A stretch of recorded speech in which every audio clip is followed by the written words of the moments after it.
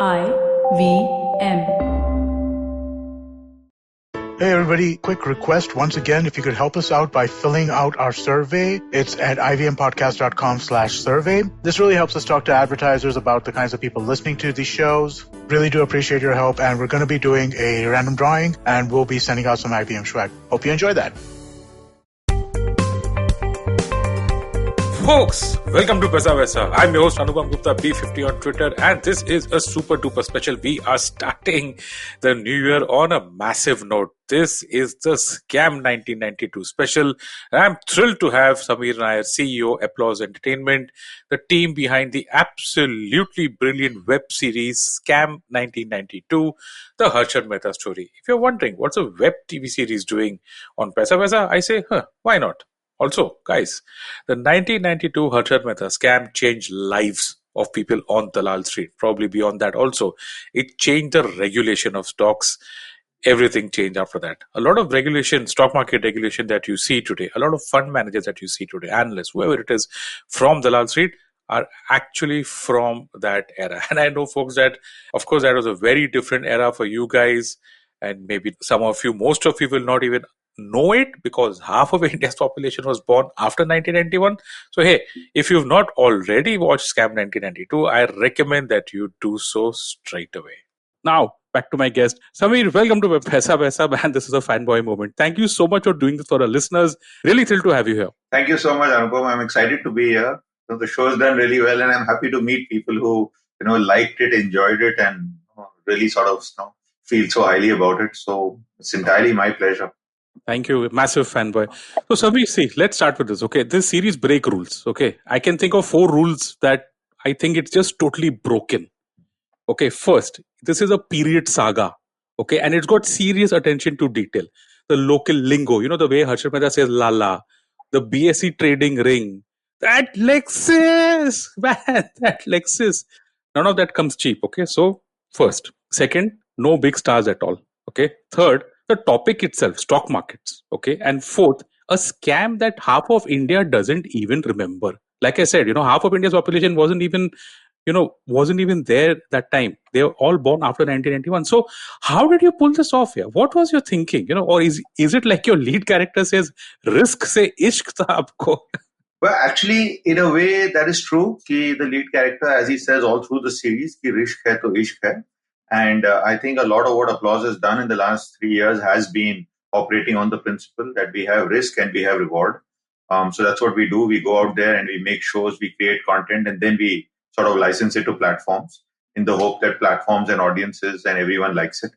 We've had a pretty good run, and Scam has been honestly the icing on the cake. So we're really excited. To your 4 points, one, it's a period piece, which is fine because it's not so much of a period piece. It's still within living memory. It's only 30 years ago. It is just before liberalization sort of broke through. It is a period that has been widely covered in Indian media and in the Indian working circles. And importantly, I think Harshad Mehta as a character was a supremely colorful and sort of, really out there, larger than life character. So even though India is, like we say that, 70% of India is below the age of 30, the fact of the matter is that 70% of India has got parents or family who have been touched by Harshad Mehta, who may have heard about him shortly after. Also, the story lasted from his point of view. While the scam may have happened in 91, 92, he actually passed away in 2001. And his sort of legacy in a way lives on through other people who've sort of emulated his, sort of scamming ways. So, it's not like with him, the scamming ended. So there were many others who sort of, took a leaf out of his book and proceeded to do the exact same thing. So I think in that sense, the story has been alive. The cases have been going on. So I think the last of the cases got settled in 2018 or 19. So you're still reading about this stuff. And he is the stuff of legends. So everyone in the finance circles, everyone in the business circles, they all talk about him, right? So I'm sure younger people have also heard of the famous guy, right? So, so that was, it's a story that I've been wanting to tell from a long time. I wanted to do this in 2012, but at that time it was only TV. So it was not something we could do. So when the opportunity arose at Applause, when I set up Applause and we said that, listen, what series are we going to do? I met this old colleague and friend, Sharik Patel, who's currently the CEO of Z Studios. And he had come and met me, and I told him, listen, let's make Scam, Harshad Mehta Story. Let's buy the book from Sucheta, and then let's go ahead and do that. So that's what we did. Actually, Sharik is the one who went and approached Sucheta and got us the book. We acquired the book rights. By that time, I was signing up Hansal Mehta as a director for something, unclear what it was for. And after we signed him up, I told him, listen, I have this book. And he said, oh, I'd love to do this. Anyway, I spent my entire life trying to respond to this question. My name is Hansal Mehta, and people say Harshad Mehta, and I say, no, Hansal Mehta. So, it's a story I want to tell too. And so it sort of came together from there. Yes, obviously, it's a period in time, in India, when you talk about attention to detail, there are lots of details that have gone into it. And obviously, the team has done a fantastic job with it, with both from production design and from filming, cinematography, all those little things. But one of the most standout things for me, which you don't notice in the show, is because we've taken care about that, is that this happens in a period just before cable satellite television exploded in India, right? The outstanding feature of Bombay today or anywhere today is cables across roads, buildings, treetops, parapets. Wherever you look in Bombay, you will see cables. And this was a period just before that happened, right? And if you see the show, you never see any cables, right? You don't notice it. It's very minor. It's not a big deal. It's not supposed to draw attention to itself. But like that, there are so many small things in it, the BSC ring, the way the people dress, the way they talk. You've got the chai wala, for God's sake, man. My CA office was opposite BSE, so I know that it was Dwarka, that hotel. People, every jobber, with that coat, curb hours, everybody used to be out there having tea. Actually, the team did fantastic research. They spent time. The writing team, Sumit, Saurabh, Hansal, Priya from my team, everybody has spent time with Sucheta on their own, doing a lot of research, trying to sort of validate. We had a couple of advisors. A friend of mine, Dharmesh Mehta, who works in Axis Capital. Axis, of course, yeah. Dam Capital. He has given us, a lot of inputs into, you got to do this, you got to do that. So there's been a lot of, inputs into the time and the period. And obviously, Sucheta's book is, quite detailed in that sense. So yes, we did that. We got the Lexus. It was hard to find the Lexus because, that Lexus is barely available. So we got one. I don't think it really moves or drives around very well, but it's I think right down to the registration number also, no? I don't know. Yeah, yeah, of course. It must have been down to the correct registration number. So I think in that sense, and when you say about the stars, see, the thing is that it would not be right to say that unknown people. Pratik Gandhi actually is an extremely successful and notable actor in the Gujarati circuit. In Gujarati theatre and Gujarati film, he's done a lot of work. He's just not known to the larger mainstream Hindi audience, right? And now no one will forget him. No one will forget him, and rightfully so, because it is that big moment. I think when Hansal first suggested his name and said that, listen, let's go with him, we sort of went along with that because the sense was always that we had to get a proper Gujarati flavor to this, right? So there are two things in this. One is the entire cast around it, everyone around Pratik and everyone around it, they speak with a very authentic Gujarati twang, right? Which is very important because it's not acting. You got to feel it. The way, and Pratik genuinely owned this role like a boss, right? So like, even if you've seen Harshad Mehta's photos and if you know who Harshad Mehta is and if you've been there or not there, within the first 5-10 minutes of the show, he is Harshad Mehta. And then after that, he takes you all the way to a 10-hour journey and you never ever stop to think, but he's not as fat as Harshad. Because there's nothing to think about that. He's got that, the zeitgeist and that, that sort of energy and that megalomania of Harshad completely. So I think Shreya Dhanvantri is again not an unknown actor. She's done work. She was in Family Man. She was in Cheat India. She's done work. She's been a model. All of that. I think because it came together so well, because we had such an wonderful ensemble cast with done by Mukesh Avra, that all the different parts came together, and that happens once in a way. See, we make so many shows, and all shows are well made. Nobody sets out to make a bad show. But once in a way, some show really comes together magically. Everything falls together. The music is so fantastic. All the details. So yeah, I mean, I don't think it was. I guess when we were making it, it was a risk in that sense because obviously, exactly the 4 points you said: period piece, Harshad Mehta, unknown story, not so famous people. Like a financial story. India doesn't even watch these kind of things. But I guess in hindsight, this is also validation of the audience, that we think the audience is dumb, or we think the audience is not, smart enough to get what we're trying to say. But that's not true, right? Everybody saw it. Everybody, different age groups, different demographics. Not just money people. Younger people have seen it.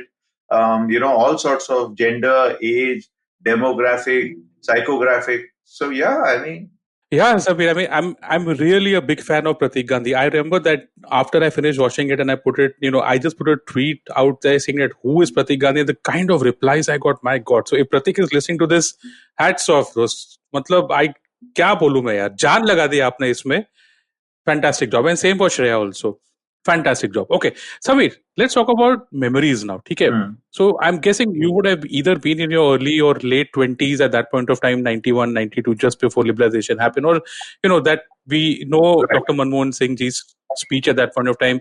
What are your favorite memories from that era? Do you recall the mood then with your friends, families? क्या हो रहा था? मैं तो college में था and it was crazy. Yaar. What's your memories from that era? So I had actually just started working. I had spent 2 years working in Bombay between 87 and 89, where I was in Yellow Pages. And then I had gone back to Chennai, where I was working in an advertising agency, Goldwire, and making ad films and documentaries. So in that period, basically 87 to about 91, 92, I was between Bombay and Chennai, doing first Yellow Pages and then in Goldwire. At that time, I mean, while I didn't know so much directly about, I'm not in the finance business.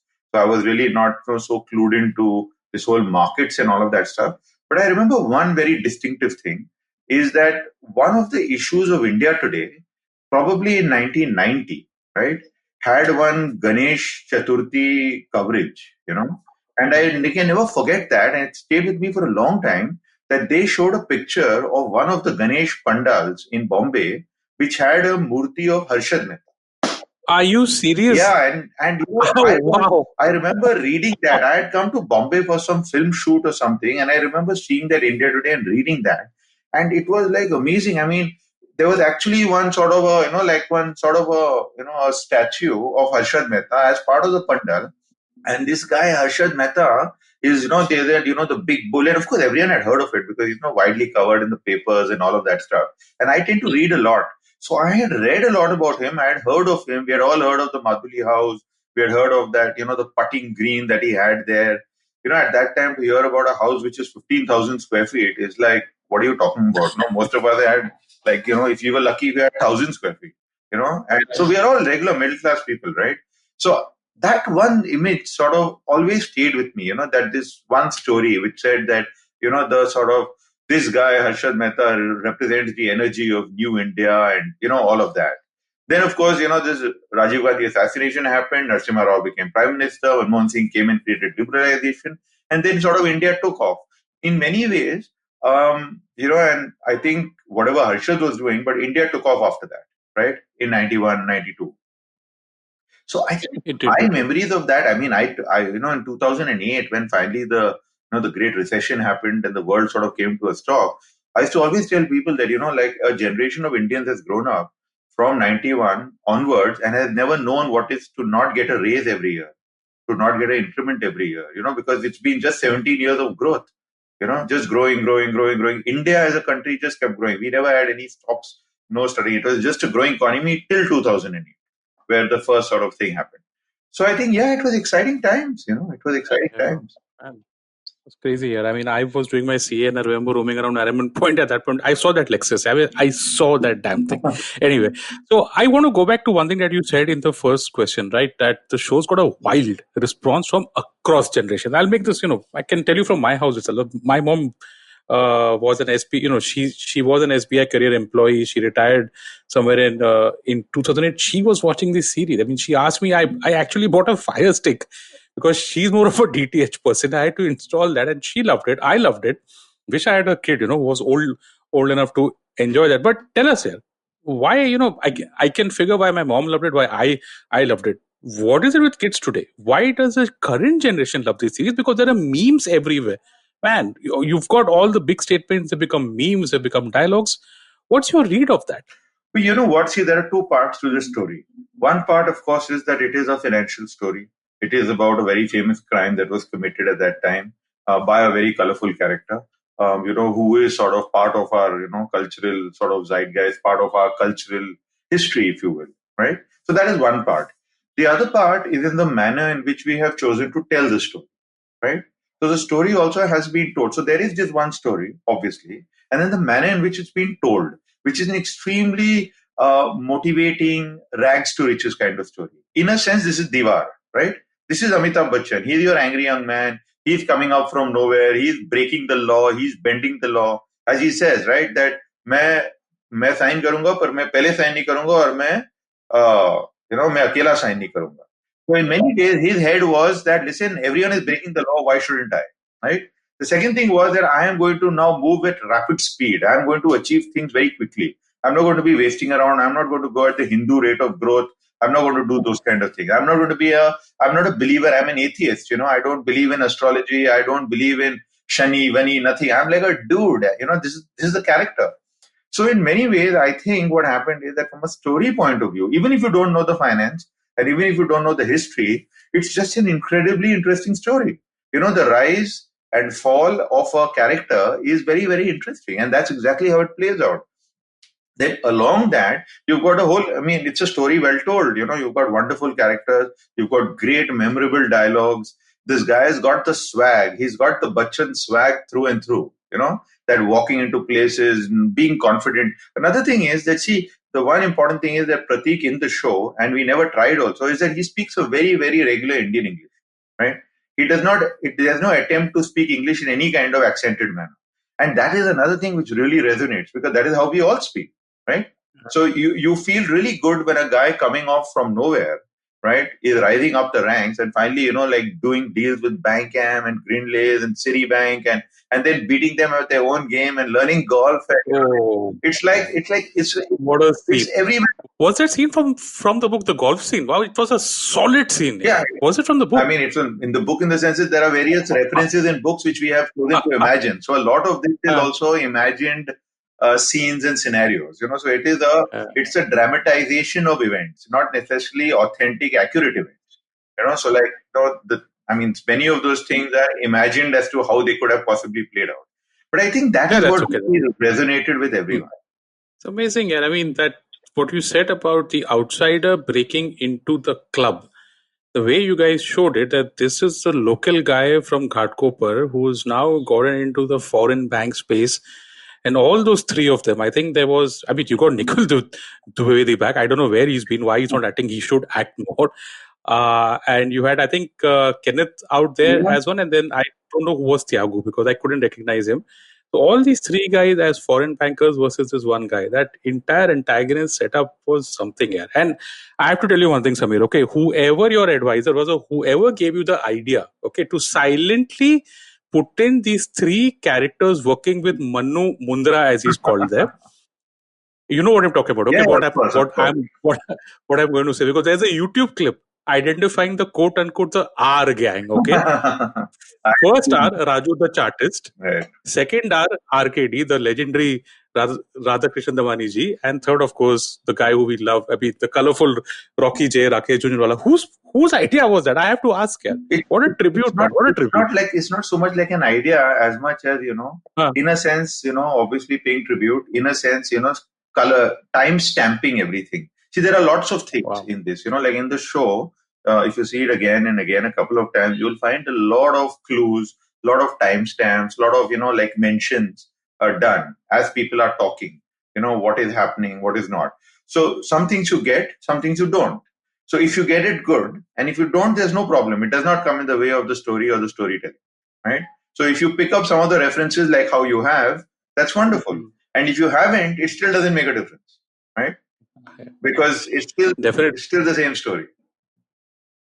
Definitely worth hearing. Right? So we're going to just go into a small break.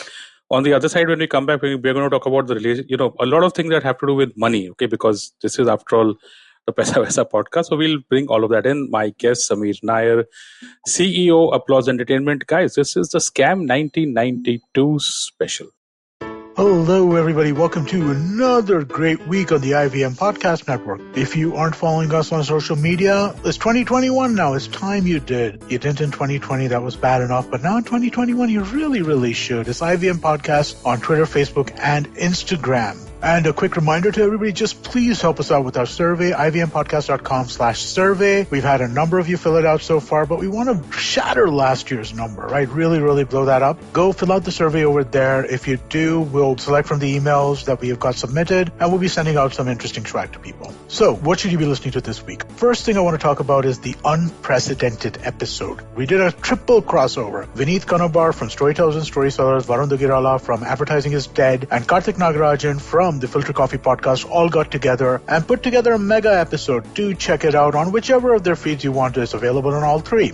And because it's the new year, let me recommend a few things just to make your life a little better. We have a number of shows which work on self-actualization and really helping people kind of get in touch with themselves and live their lives better. So do check out Begin the Journey by Ashish Vidyarthi, the Positivity Podcast with Chetna Chakravarti, and The Habit Coach with Ashton Doctor. Do check out all three of these shows, especially in New Year's while you're looking at ways to kind of keep your resolutions. They will help. And with that, let me get you back to your show.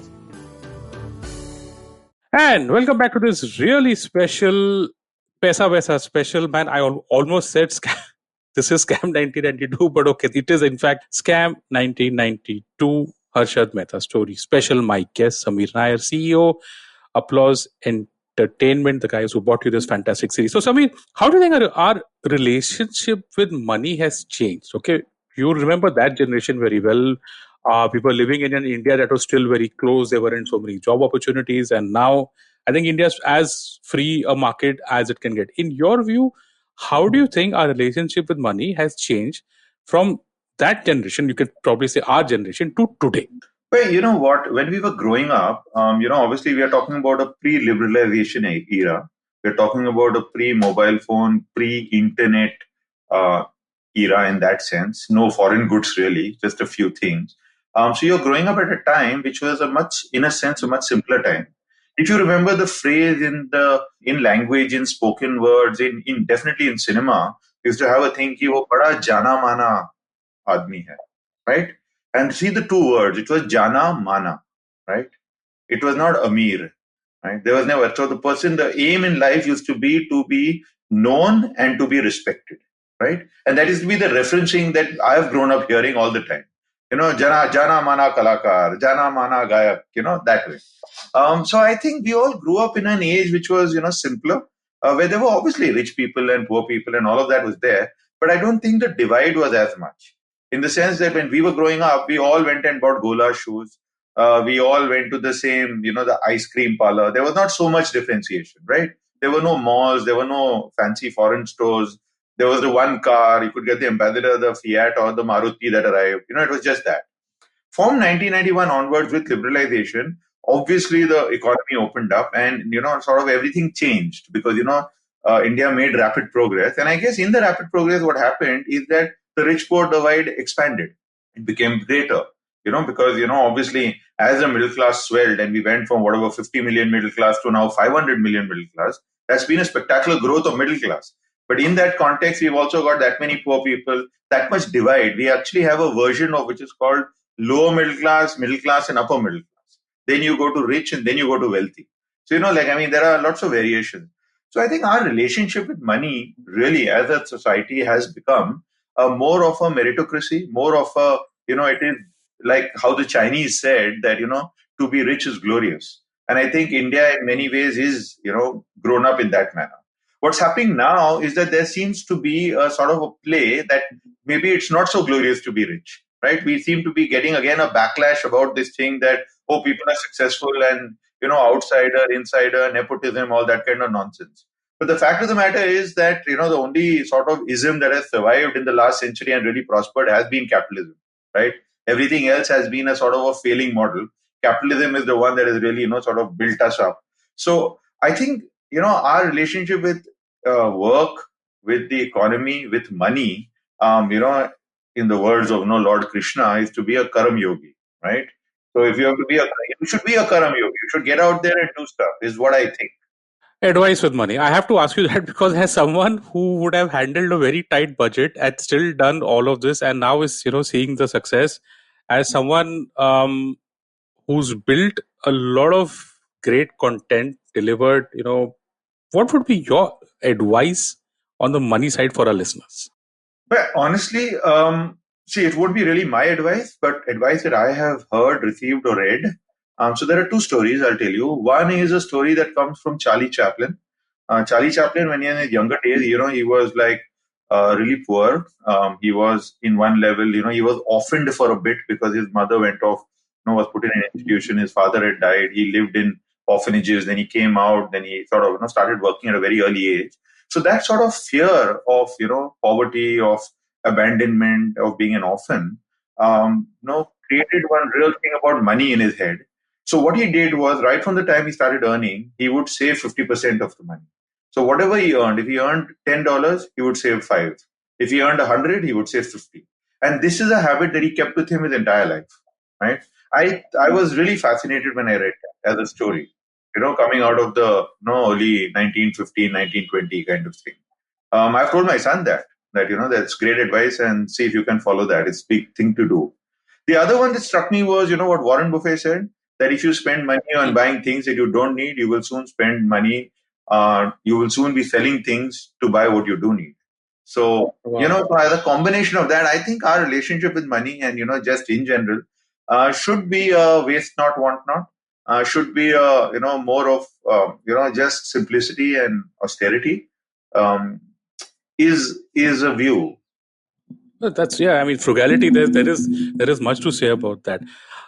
So do you get kids today saying that I want to be like Harshad Mehta when I grow up because I haven't? What do you think are the aspirations of kids today? The way I see it is stock markets now have become more of a salary based profession. People, if I'm a chartered accountant, or say if I'm an ITM, I probably want to become an investment banker and then go into stock markets versus Harshad Mehta, who was very clear that, boss, I'm here, I'm going to break all the rules and I'm going to make it big. How do you see But this, kids' aspirations see, today? honestly, kids have got many, many role models today, right? The Harshad Mehta story has come out, and obviously it's a colorful character. In fact, in the manner it got told, and the manner a lot of people have chosen to take it is that he's some sort of hero, and the Sucheta Dalal character is a villain, right? Which is an unfortunate thing because it's completely the opposite. She's the firebrand journalist, and she's the one who calls out this person and then proceeds to expose the crime, and then wins the Padma Shri for that. So actually, in a sense, he is not. But much like how Diwar is, you think Vijay is a hero. That being said, I think people of today have many role models, right? It's not just Harshad Mehta. There was Dhirubhai Ambani, there's Mukesh Ambani. There are so many people. There are Dhoni, the sports star. There are actors, Virat Kohli. Like all kinds of people. The entire IT gang. That being said, I think what people want to do today, and maybe that's something that we ought to do in a show like Paisa Vaisa, is definitely I'd like to say that, is that the Indian public in general, and that is something that Harshad Mehta was doing, is that he was drawing the lay public into the stock market, right? Now, India is actually a very underinvested country. So when you look at the size of our population, and then if you look at the number of people who actually have or buy shares, whether directly or through mutual funds, is like 20-30%. We should be taking this country into a 80% invested position, right? That is when this country will go through the roof. That is what America is. That's what the mature West is. That the natural place to invest your money should be the stock market. Then everything else should come from there. In India, we do it the exact opposite. Now, stock market is considered risky or unknown, or we really don't know, and we instead get into illiquid assets like gold and land and other things. So I think that as a thing, if that can happen for a younger generation, can be if they put money into the stock market, if everyone puts their money into the stock market, imagine what would happen to this market. And I think that is what he was trying to do. That's what many people have tried, but I think that should be a real. I mean, if you want to take India forward in the 21st century, that might be the sort of killer idea. It would be. I mean, and today, remember, we've got through SIPs, we've got some 3 crore folios, as it's called, for accounts. Right. And each of them puts in, I think, about 2,500, and the number has gone down this year. And you've got like 7,000 plus 7,300. That's $1 billion per month coming in just from that. So obviously this itself can grow 10 times. Exactly. If I take what you're That saying. itself is just the tip of the iceberg. Because even if you say that you've got 3 crore folios, I'm saying that can become 10, it can become 20, it can become 30. I mean, it can get up to a point till you reach a family size, right? So we can see that there are Absolutely. like, if in a population of 125 crore, you can get to technically at least 10 or 15 crore families who can give something or the other. Everyone invested in the business and it'll keep growing. It will, yeah, it will. I totally agree with you on that. I mean, when in 91, 92, if you remember, the mutual fund stock market were a closed club. Yeah. The retail guy would not get entry at all.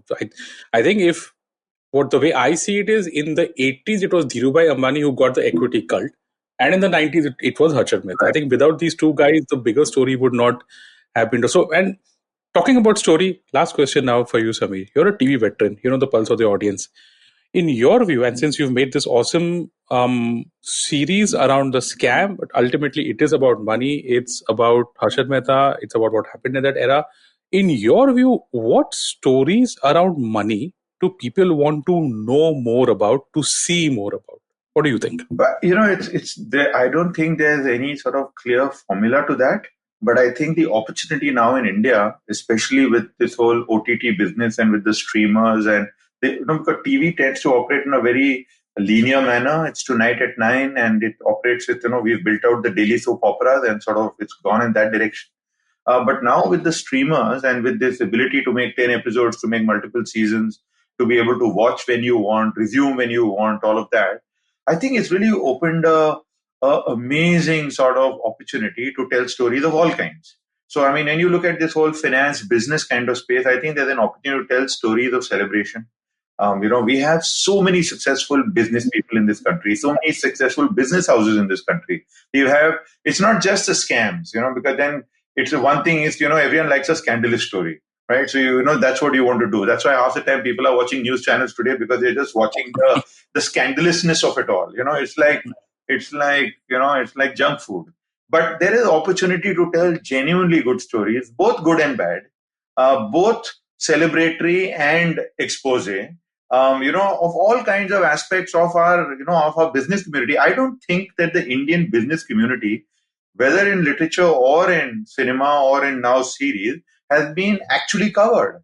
I mean, we may have done you can count it on one hand, the number of stories that may have been made in an authentic manner on sort of the working class, the business class, the inventor, scientist, that variety class.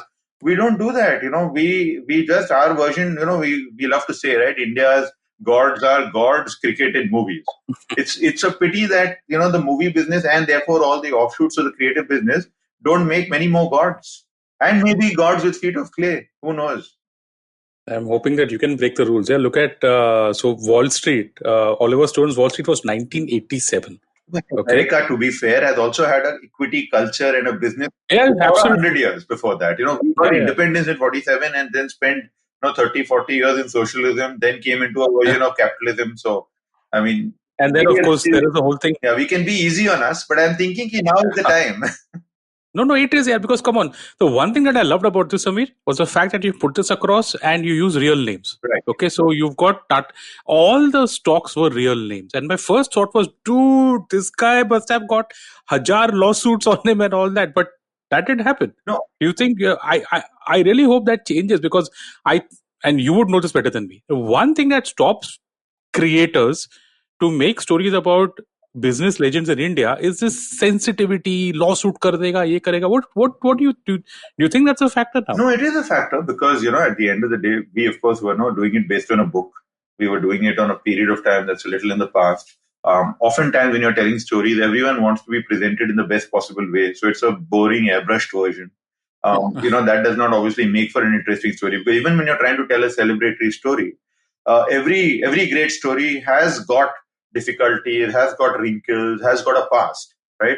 Now, the inability to tell a past and just to present the best possible version of it then becomes like a boring, this guy is the greatest in the world kind of story, which then audiences don't like to see. So, I mean, all of these come into play. So, I guess, but we are growing up as an audience, we are growing up as a country. I think we are maturing. We are able to, sort of say it as it is, take it as it is. So, I think it'll only keep growing. Yeah, I mean, I think about it that Succession was among what? I mean, it won a ton of Emmys. It was hugely popular out there. And that happened, what, last year? And it's supposedly based, I think, I'm not sure, probably on Rupert Murdoch or But it's, also. again, see, Succession is a fictional story.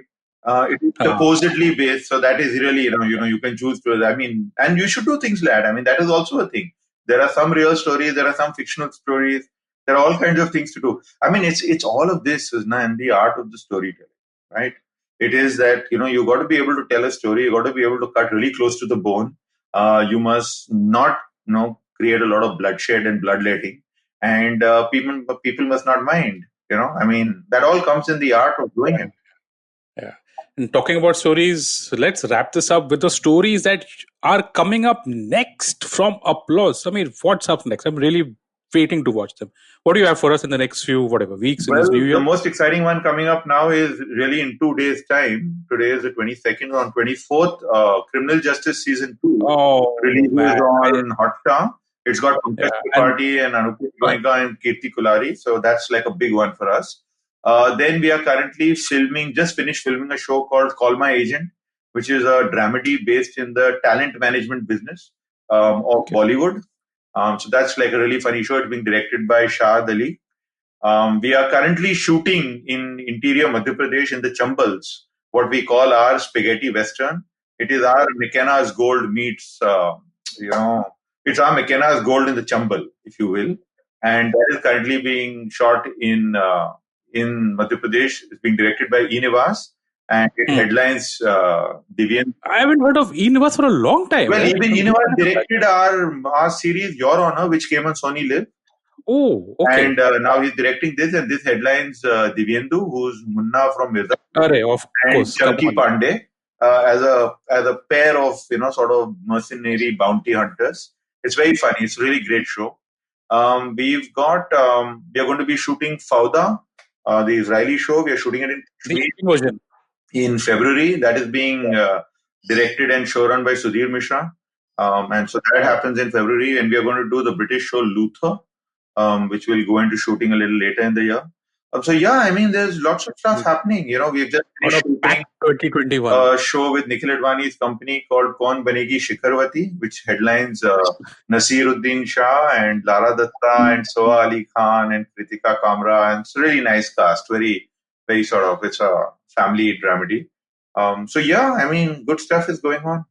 I am waiting to watch all of that in the new year, Sameer. And any chance you could do a series on Ketan Parekh? We are going to do the second season. I mean, now that we've created the scam franchise and have got it going, so we are going to do different stories. Not necessarily that one, but there are other stories to be told. There are plenty is currently working at it.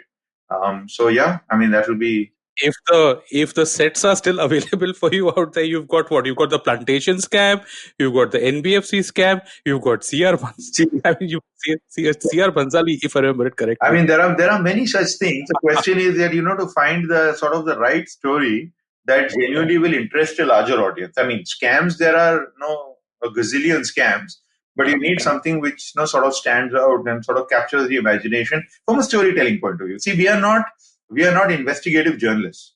We are entertainment storytellers, right? So the real job of investigation is done by the real hard work is done by people like Sucheta and Devashish and all of that. It is, and hats off to them. I mean, I can't, I have to mention both of them, Sucheta Dalal and Devashish Basu. What a lovely pair on screen also, Shreya and Yes. I mean, it's just so awesome to see them, that entire chemistry is there on screen. So, Sameer, wishing you a very, very happy New Year 2021. Looking forward to all the stories that you've got in store for us. And thank you. Thank you so much for doing this for our listeners, folks. That was Sameer Nair, CEO, Applause Entertainment, the folks behind Scam 1992, the Harshad Mehta Story. Do go and watch it. Sameer, thank you so much. Thank you so much, Anupam. Wish you all a happy New Year and see you soon. Sure. Thank you very much. And if you like this podcast, don't forget to check out other interesting podcasts on the IVM network. You can listen to us on the IVM podcast app or ivmpodcast.com. You can also follow us on our social media. We are IVM Podcast on Twitter and Instagram. You want to reach out to me, I'm P50 on Twitter. And thank you so much for listening to Paisa Vaisa. No material on the show should be considered as financial advice. The material on the show is for informational purposes only. Please consult a financial advisor before taking any investment decision. 2020 is a difficult year. A global pandemic, protests, elections, recessions.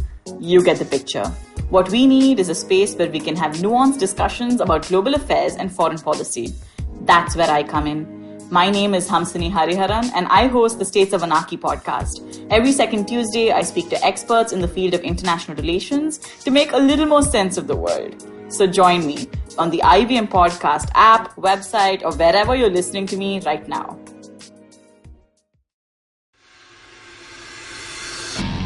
If you love cricket, listen up. The Edges and Sledges Cricket Podcast is here for you. Hosted by DJ, Varun, and me, Ashwin, we bring a fun, fresh fan's point of view to talking all things cricket. Sometimes it's just the three of us, sometimes we have guests, including current and former international cricketers.